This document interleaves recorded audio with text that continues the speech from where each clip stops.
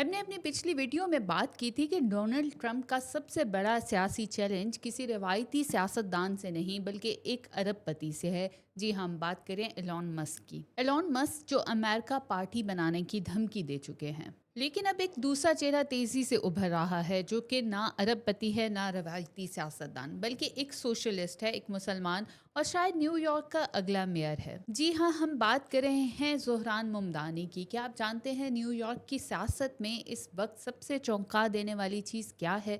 نہ کوئی اسکینڈل، نہ کوئی بڑا احتجاج، بلکہ ایک شخص جو پورے سسٹم کو ہی چیلنج دے رہا ہے۔ اب ذرا تصور کریں ایک ایسا شخص جو اسرائیل پر نسل کشی کا الزام لگاتا ہے، جو شہر میں سرکاری گروسری اسٹور کھلوانا چاہتا ہے، جو کرائے بند کرنے کی بات کرتا ہے۔ تو سوال یہ ہے، کیا زہران ممدانی صرف ایک لمحاتی سنسنی ہے یا واقعی یہ امریکی سیاست کا ایک نیا چہرہ بننے جا رہا ہے؟ Zohran Mamdani New York state assembly میں کوئنز کے نمائندہ ہیں، جو کہ 33 سالہ نوجوان ہیں، ایک مسلمان، ایک تارک وطن خاندان سے تعلق رکھنے والے لیڈر۔ ان کے والد ماجد ممدانی یوگنڈا کے معروف دانشور ہیں اور ان کی والدہ میرا نائر وہی مشہور بھارتی فلم ساز جن کی فلمیں آپ ہر وقت نیٹ فلکس پر دیکھ رہے ہوتے ہیں۔ لیکن زہران کا سیاسی سفر ان ناموں سے شروع نہیں ہوا۔ یہ کامیابی انہیں وراثت میں نہیں ملی، یہ کامیابی سڑکوں پر عوام کے بیچ کام کر کر کمائی گئی ہے۔ انہوں نے بے گھری کے خلاف کام کیا، گراس روٹ سطح پر لوگوں سے جڑے اور عام انسانوں کے مسائل کو اپنی سیاست کا مرکز بنایا۔ زہران ممدانی کا پیغام انتہائی سادہ ہے لیکن انتہائی انقلابی۔ کیا نیو یارک میں رہنا صرف امیروں کا حق ہے یا عام انسان بھی عزت سے وہاں رہ سکتا ہے؟ ان کے وعدے واضح ہیں۔ شہر میں چلنے والی بسیں مفت ہونی چاہیے تاکہ عوام پر مالی بوجھ کم ہو۔ حکومت کے زیر انتظام گروسری اسٹورز کھولے جائیں تاکہ مہنگائی پر قابو پایا جا سکے۔ کرایوں کو منجمد کیا جائے تاکہ لوگ اپنے گھروں میں محفوظ رہ سکیں۔ اور سب سے بڑی بات یہ کرتے ہیں کہ پولیس کے غیر ضروری بجٹ کو کم کر کے ان پیسوں کو تعلیم، صحت اور عوامی سہولیات پر خرچ کرنا چاہیے۔ زہران نے جب سیاست میں قدم رکھا کوئی بھی انہیں سنجیدہ نہیں لے رہا تھا، نہ میڈیا نہ سیاسی جماعتیں۔ لیکن زہران نے وہ کیا جو بہت کم سیاستدان کرتے ہیں۔ انہوں نے 10 لاکھ سے زائد دروازے خود جا کر کھٹکھٹائے، لوگوں سے بات کی، ان کے مسائل سنے، ان کی زبان میں بات کی اور نتیجتاً جون 2025 میں وہ 56% ووٹ لے کر ڈیموکریٹک پرائمری جیت گئے۔ زہران نے صرف سماجی مسائل پر بات نہیں کی، انہوں نے بین الاقوامی سیاست میں بھی آواز بلند کی ہے۔ انہوں نے کھل کر اسرائیل کی پالیسیوں کو نسل کشی قرار دیا ہے، نیتن یاہو کو جنگی مجرم کہا ہے اور نیو یارک میں خیراتی اداروں کی فنڈنگ پر بھی سوالات اٹھائے ہیں۔ یہ سب انہوں نے ایسے وقت میں کیا ہے جب نیو یارک کی یہودی کمیونٹی سیاسی طور پر بہت مضبوط ہے۔ تو سوال یہ بنتا ہے، کیا سچ بولنے کی اتنی بڑی قیمت ہوتی ہے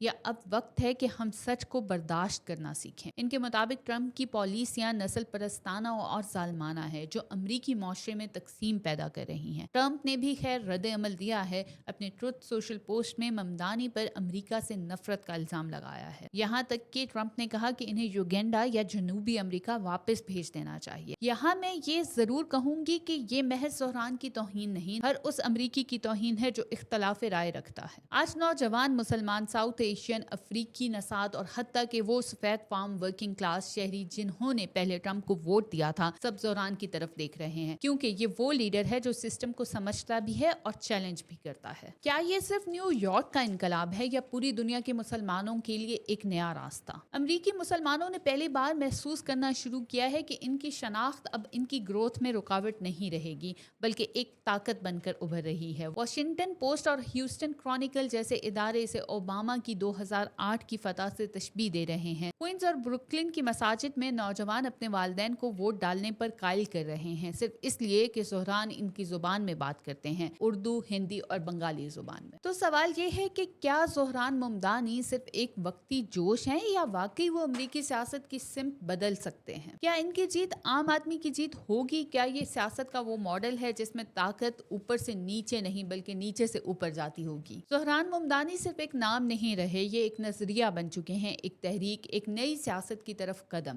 اب فیصلہ آپ کا ہے، کمنٹس میں اپنی رائے ضرور دیں، ویڈیو کو لائک کریں اور سبسکرائب کرنا نہ بھولیں۔